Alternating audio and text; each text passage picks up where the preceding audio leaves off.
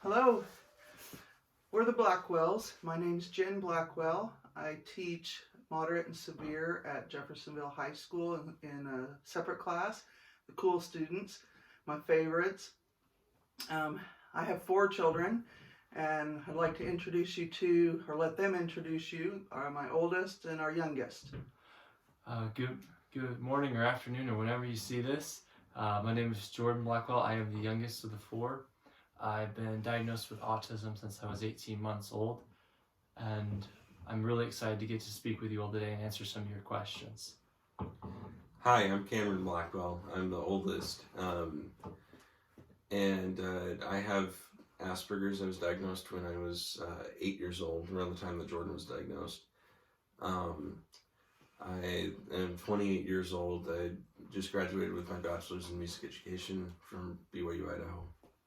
Looking forward to answering some questions.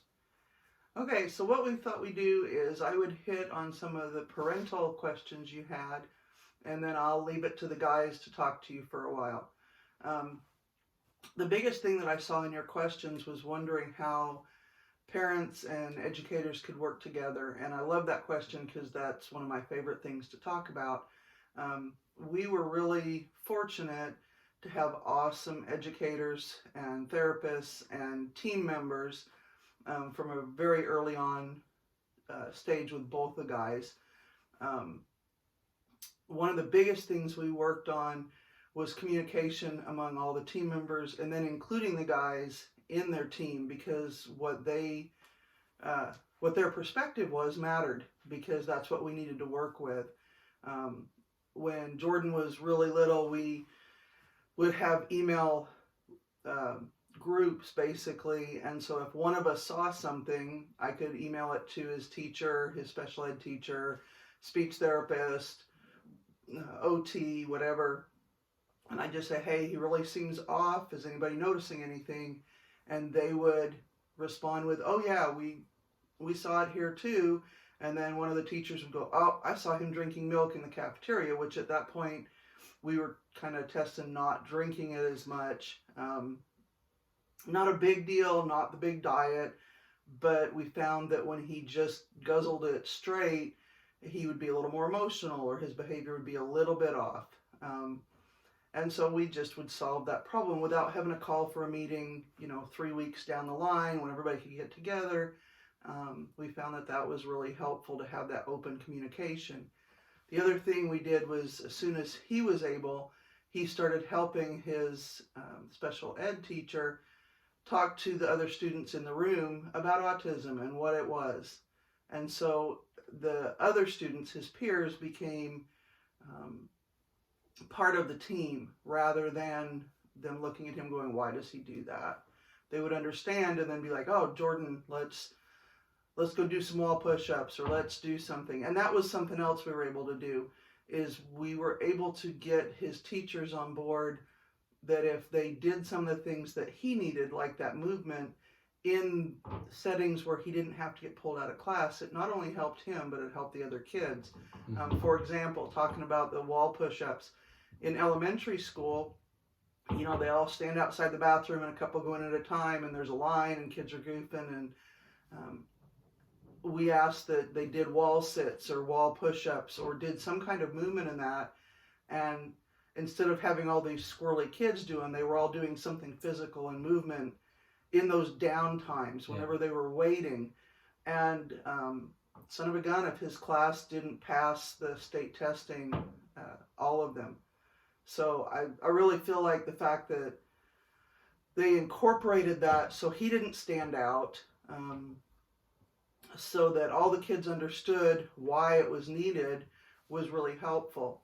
Now you may be thinking, well, we were talking about transition from high school, but the reason I'm telling you more about elementary school is because it doesn't just become suddenly, oh, you're finishing high school, let's transition to life. This stuff needs to start early on. It needs to start as early as possible, as early as a parent and teachers can get a team together. We were fortunate that even in First Steps, we always met as a team, and when Jordan went to kindergarten, we were able to meet. First Steps team transitioned him to kindergarten into the school district, And each time there was a transition, elementary school to middle school, we met and had representatives from both sides there to keep a continuous thing going. His IEP conference from middle school to high school was a thing of beauty because there was so much put into place. And because we didn't demand things, because we asked for things and explained why they were necessary, we had a spirit of cooperation. And I really feel like that if educators sit there and go, how can we help you? What do we need to work on? What are your priorities? And that even if those priorities may be what we would consider a little bit off, okay, maybe that's not the most important thing, but you can kind of turn them and maybe make them fit with the things that you see as well, and then you get a better outcome. So I really think that the biggest things are just that working as a team and the communication. Jordan and the guys will talk more about what if somebody's got really unrealistic goals. I know as a teacher, when I have a parent with that, you kind of just have to go along with it.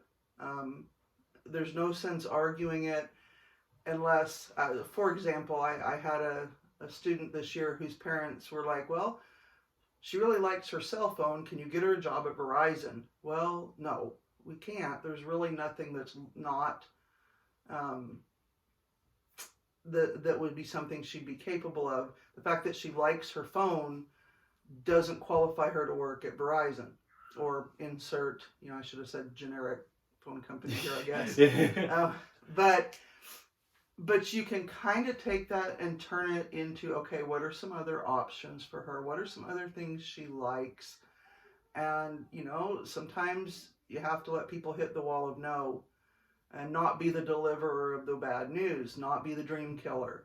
So yeah, that one just didn't work out. Let's now try for the next thing.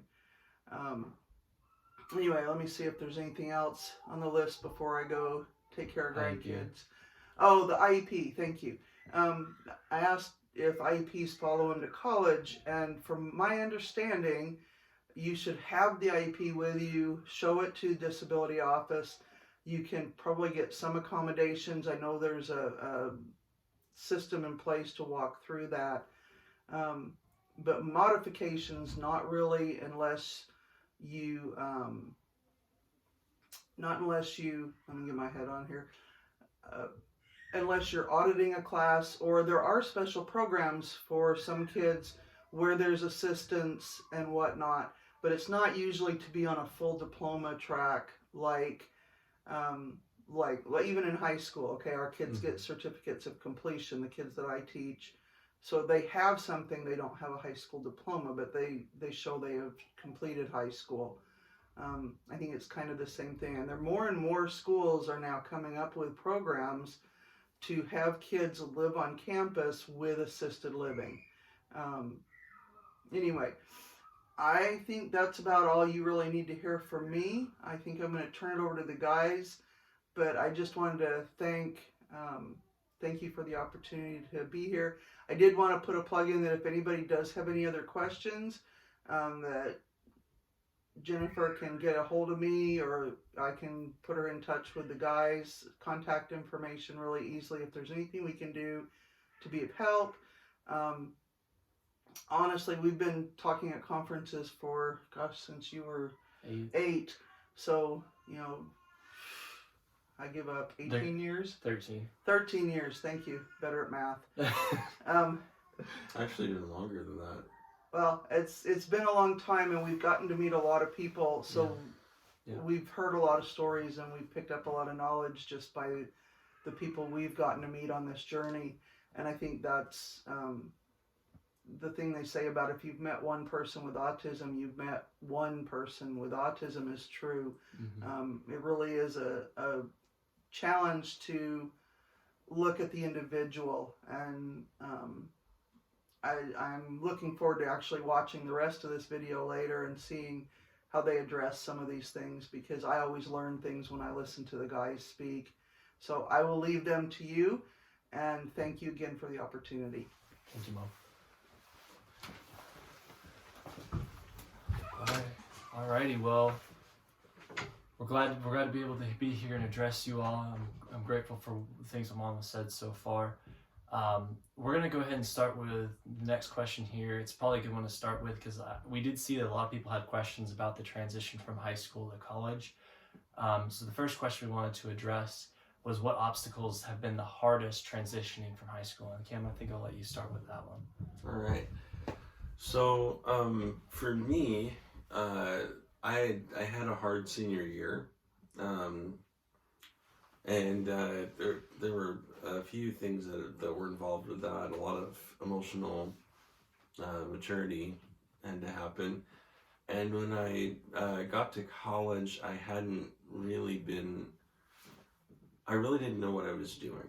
And I think that was one of the hardest things. I did a year of college, and then I did some missionary service for my church for a couple of years. And the missionary service was really the first time that I lived on my own. And that kind of threw me into really the transition into adulthood. And I think the emotional and social maturity, having to learn a lot of things related to that, was really that first step and that hard part of transitioning. Yeah, I think I can agree with that. I my senior year, I think I don't know how ready I was to be on my own. I think I was about as ready as I could have been.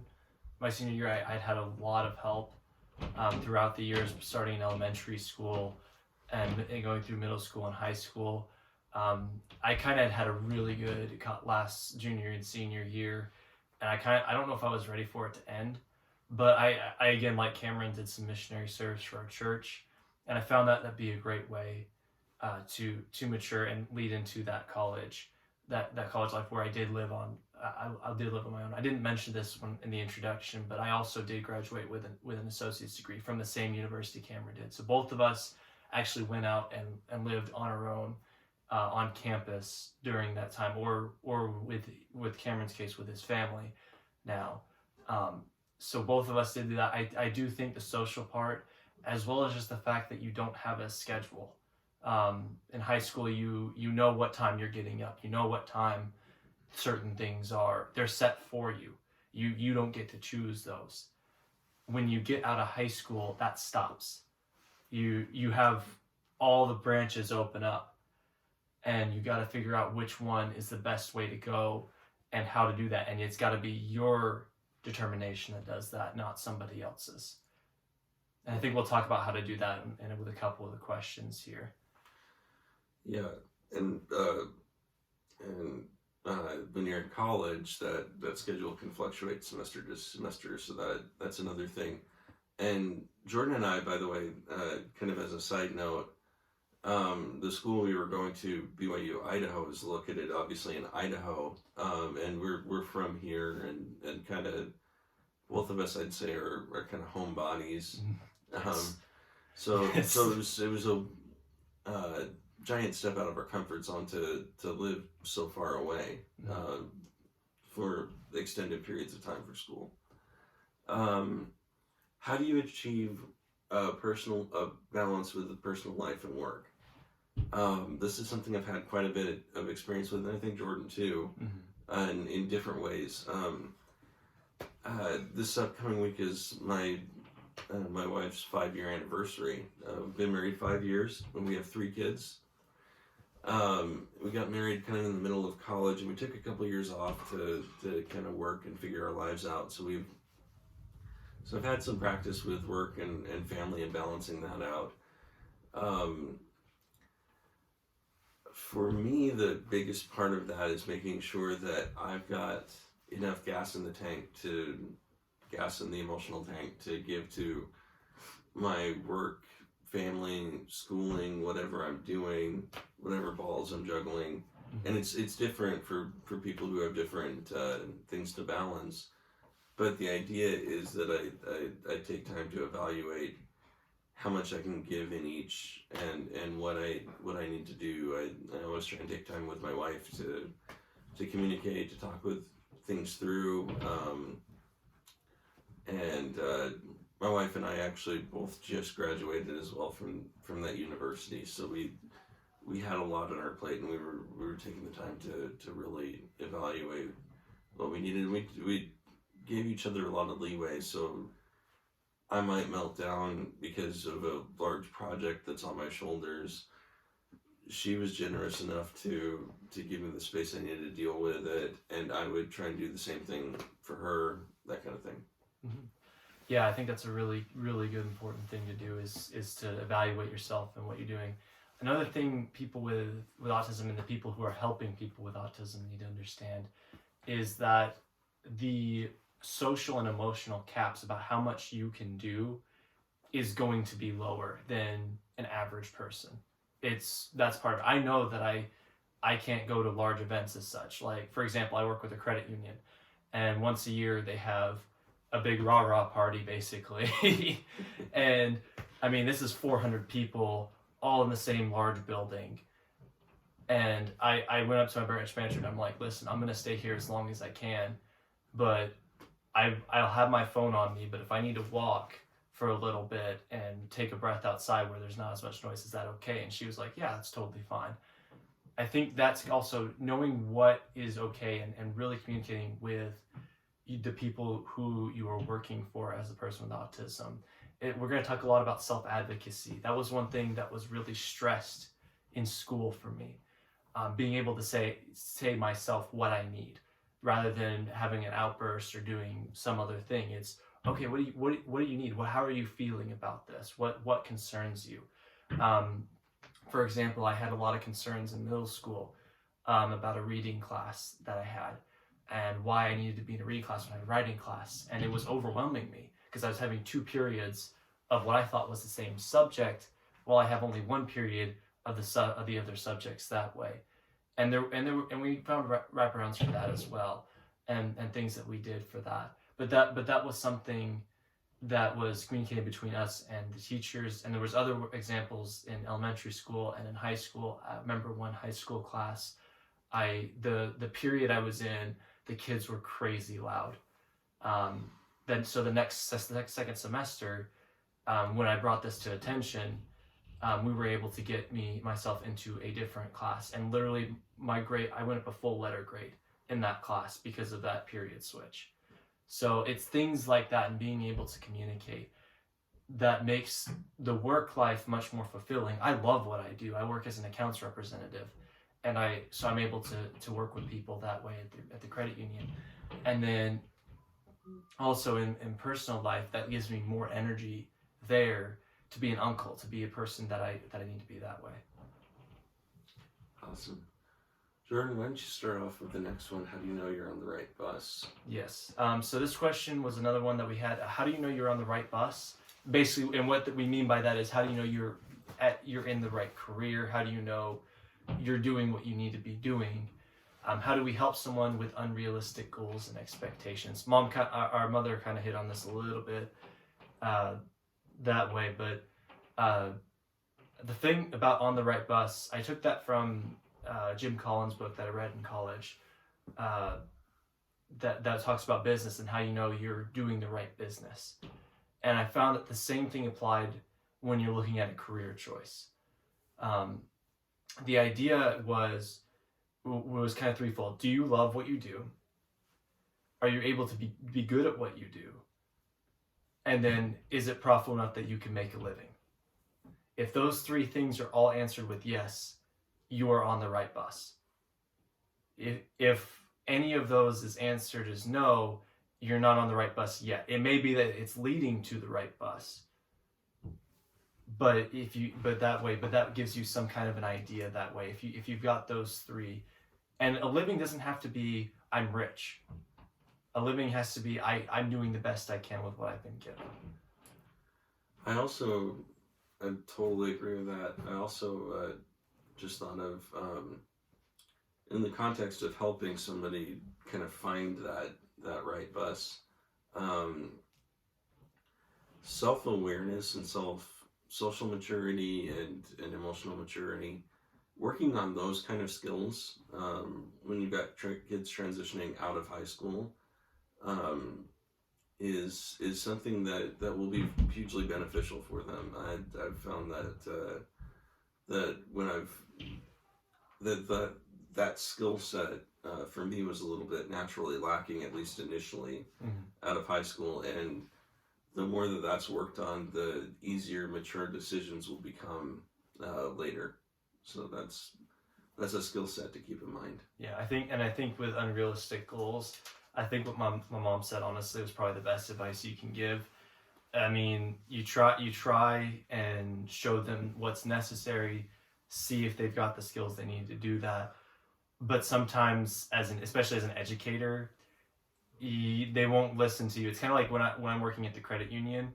Sometimes when I say it to someone, they won't believe me. They ask me for the branch manager. Branch manager tells them the exact same thing. They believe them. And so sometimes it doesn't matter what you say because you're not the source they need to hear it from. So that's something I would say to that. And if it comes from the employer, I mean, they can't argue with the employer. The employer is not going to hire who they're not going to hire. So that's something that I would say about that. But I would also say, don't crush dreams too early. I would say something about that as well. You don't want to. You don't know really what options are out there. Sometimes there's companies who do a lot of really cool things that you wouldn't expect. That you wouldn't expect them to pull people with these certain mental or physical disabilities. There's a lot that can be done. So just don't crush it too early. And sometimes it's better to let the parents hit the wall with the employer rather than hit the wall with you. All right. So let's jump down to the second page. So what were the biggest helps transitioning from high school to college, socially independent living? I'll start with this one. So I stayed home and commuted my first year of college, and I really didn't know what I was doing. I really didn't understand how to plan a degree, how to have direction, and I really didn't that year. When I really started having direction was when I decided to go ahead and do some missionary service for my church. It was a couple-year commitment for me, and it took me to Kentucky and North Carolina to do it. And so I was away from home for the first time, really, and away from a lot of things for the first time.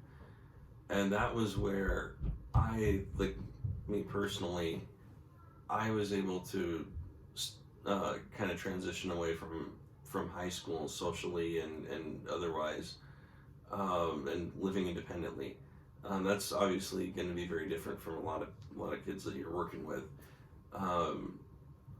What I would say is that it's okay to fail. And what I mean by that is it's okay to try something, it doesn't work, try something, it doesn't work. Helping kids be resilient and able to learn and self-aware enough to learn from mistakes is something that'll help them long term, because going from the school system to living beyond that or going into post-secondary is tricky. It's very, very structured, K through 12, and then you're really stepping into a whole wide world of options, and social and emotional maturity takes time to develop. A lot of mistakes and learning from mistakes. So I would say helping kids build resilience and the ability to kind of pick themselves up after botching something when they're socializing with others. That's helped a lot with my ability to live independently. Yeah, I think I agree that's an important thing to build. I think another really good important point to look at is what are the skill sets that this person with autism has, and where do they need to go, what supports do they need. And a lot of that you're going to find out the earlier you find that team and you start looking at what works well for this person. you're going to find that that's good. The things that work well in middle and high school are more than likely going to work pretty well in college. For me, I've just found that in middle school and high school, one of the biggest things in my IEP was that if I needed to be able to step out, that I had something in my IEP that says that I could step out for a minute and just work on homework if the classroom was loud. Classroom was loud. One of the cool things I found was that when I went to a college room, I didn't have to have permission to do that. You can, if you need to step out for a minute, you can step out for a minute. They were very aware of that, and they were totally okay with that, especially with how big the size was. You could actually do that okay, and it wasn't even really required to have it in an IEP or in a special thing there anyway. So it's just trying to figure out what works well early in K through 12, and then seeing how you can best transition that. What spaces do they need? What kind of living do they need? And look for those. Look for places that have those. I think that's looking for what you need that way. As far as supports that we used, schedules, I think you obviously you have the structure then, and then you don't have the structure as much in college. You can kind of make it more freelance. That is going to affect people with autism in different ways. For me, it actually really freed me up.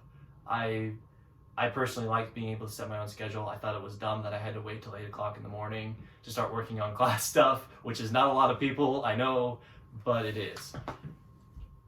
But I would get up at 5 or 6, and I'd start my day and do things. I'd go to the gym, then I'd come back, and I would get in. I had a couple of online classes, and that's another thing to try if you want to.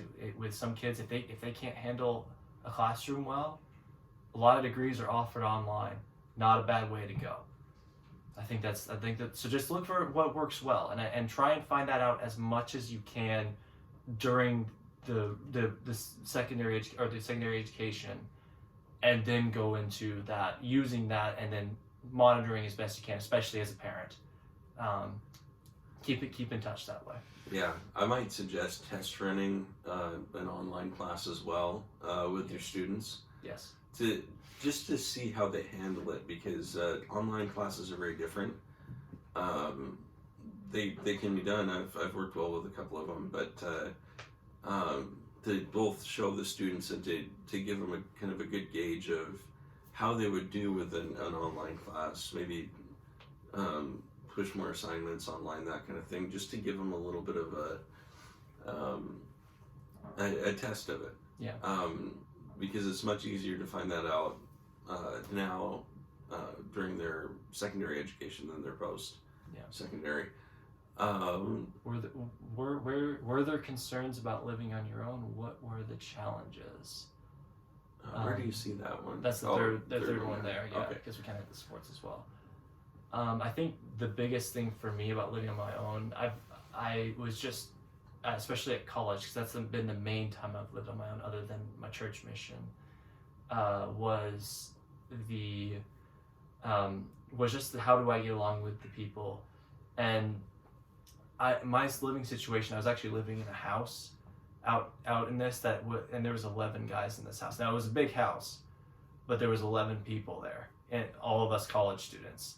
And so there was a lot of different personalities, a lot of different people with likes and dislikes, and I was sharing a room with somebody else. So there's a lot of differences there. Luckily, I found someone my first semester. My first semester, the roommate I had was pretty good. He was pretty chill, and the roommate I found for the rest of my semesters there while I got my associates, he and I became very fast friends, and we still talk to this day, and we still help each other out through all of the things that we're doing. So I think just the challenge would be definitely to try the social getting along and having the relationships that way out in college, and trying to balance that with, hey, I'm here to learn how to work in finance, or whatever thing I'm trying to do. So there's a lot of decisions when you first live on your own, whether it's when you're working or when you're going to college that way. I'd agree. I actually my college was a little bit different because I spent the majority of the time that I was in college married, but the same thing applies, especially just living on your own. That social emotional maturity that we were talking about, and learning how to cope. I would suggest helping uh, helping your students to be able to build in recreational activities or things in their schedule, Yes. and to schedule it out. Um, but to do something like that so that it's a way of kind of, it's both a gauge of stress and a way to relieve some of that stress, to let some of that steam off. Jordan and I and our dad and our brother and a couple others usually get online to play a video game sometimes on Sundays. And that was actually a huge stress relief for me in Idaho at college, when most everybody else was here in Indiana. Mm-hmm. I was able to connect with people and just kind of have relief for 30 minutes to an hour. Mm-hmm. So yeah, I think that finding that recreation time when it's not structured, I think, is very important, because if you're out at college and all your only focus is your degree, you will drive yourself mad. It's just, it's not something that a lot, at least for most people, I find it's not something they can do that way. All right, let's go ahead and go to the next one. Next question was talking about our first impressions of college. Did we feel prepared? What helped prepare you? My first impression of college, it was basically like a welcome home thing for looking a lot like high school, but maybe a little bit bigger. But it really, I didn't feel too unprepared. I felt pretty ready. A lot of that was because the teachers I had in high school were academically incredible. The people I had, I learned how to think. I learned how to study difficult questions, and I've always kind of had a decent way of going about with testing. So it really didn't scare me. I will say, I think a lot more of the concern came outside the classroom than in.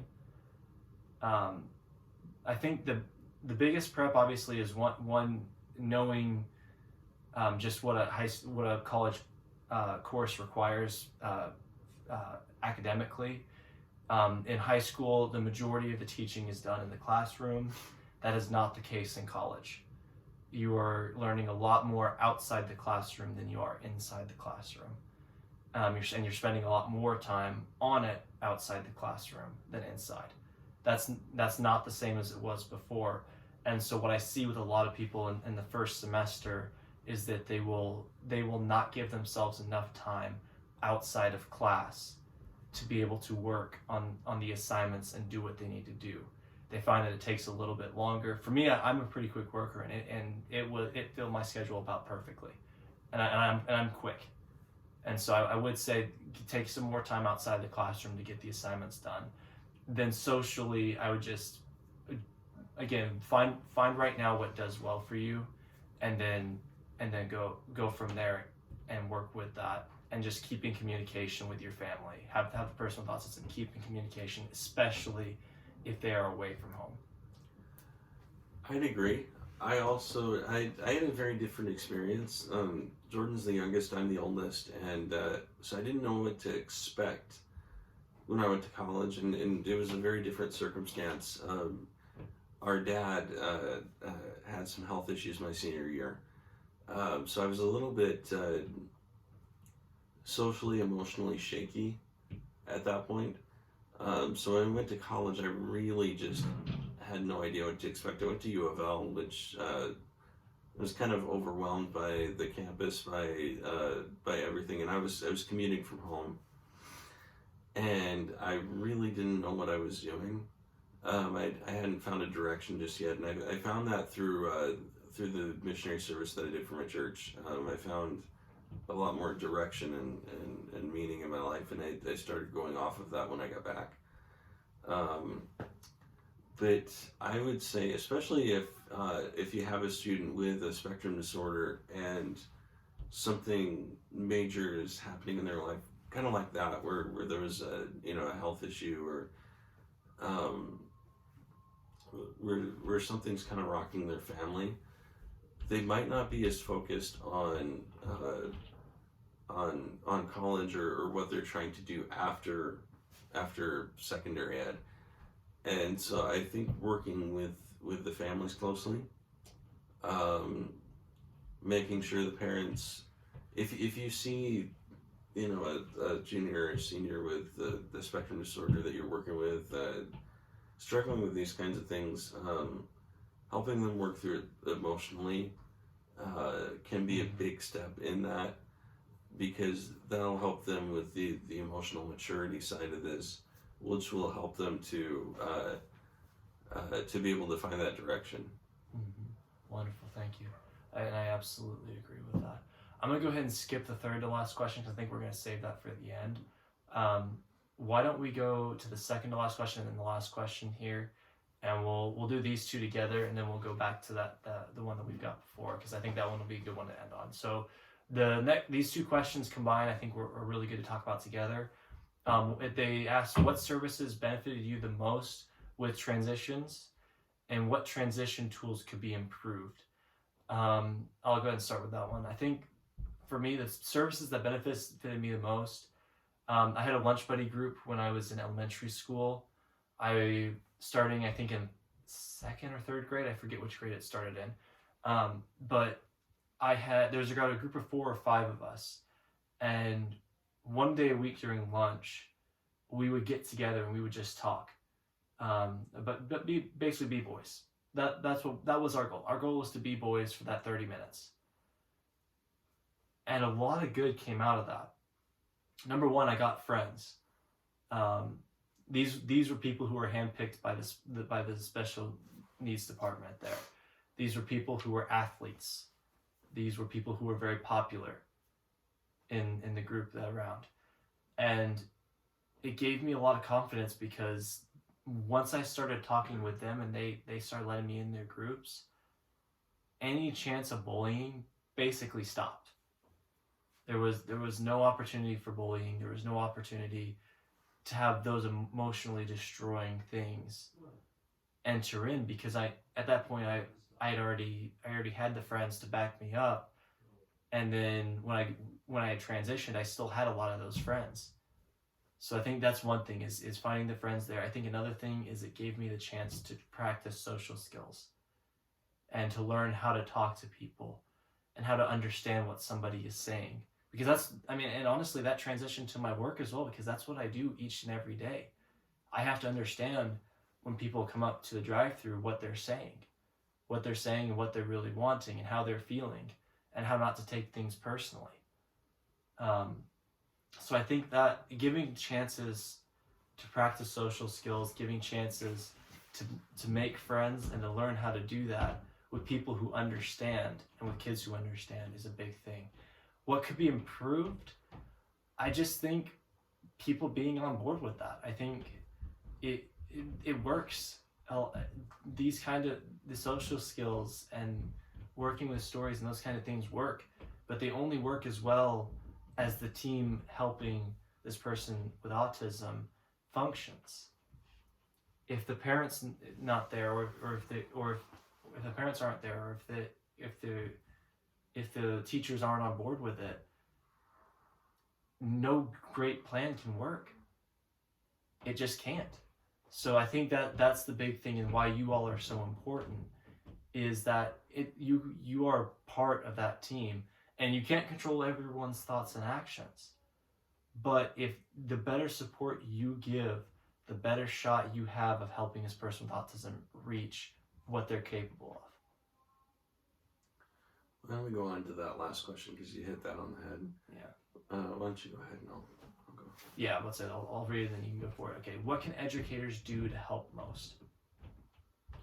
Did you want to take it first, or? Sure. I think, again, what I just said, I think when it comes down to this, it really is our commitment to the people with autism.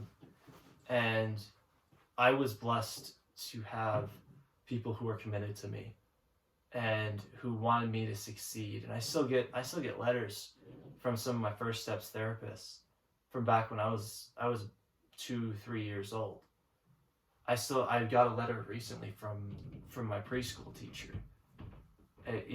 We still keep in touch. We still take photos every now and again because it's important to us. And they invested their heart and soul into making me succeed. So I think that's the big thing is your commitment and just taking joy in watching these kids have small successes, because that's really your pay, your biggest pay, beyond just the paycheck you earn. That's the reason why, if you're going into special ed, that's the reason why you do what you do, or that's the reason why you want to do what you do. So thank you for that. Absolutely. So I am actually going into the education field. I'm currently searching for a job right now, and educators have a lot on their plate. So we just want to express gratitude for what you do and for what you're training to do.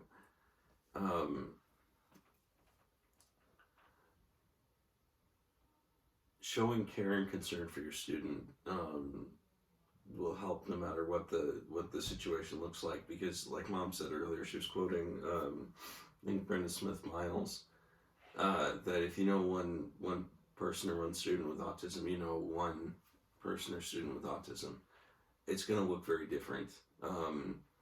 The outlook for their life is going to look different. What their strengths and weaknesses are might look different. So show love and concern for your student, and talk with the parents that you work with.